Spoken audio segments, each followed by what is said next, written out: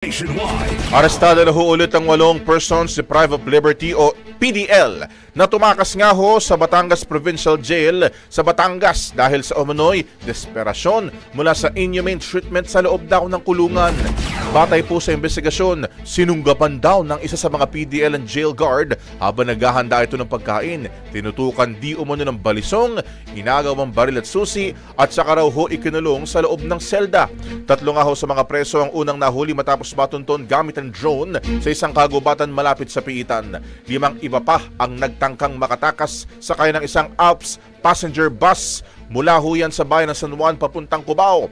Ayon sa driver ng bus, sumakay ang mga PDLs nang hindi niya alam na sila ay wanted. Wala naman nasaktan ng mga pasahero.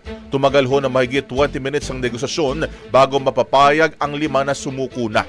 Una ho nilang hiningi ang presensya ng media para umano sa kanilang kaligtasan.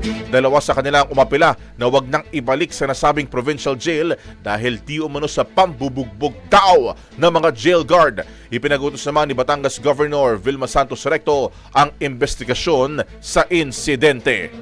Brigada Balita Nationwide. Ang bahaging ito ay hatid sa atin ng NutriCleanse Herbal Capsule. Linis tiyan, sexy tiyan.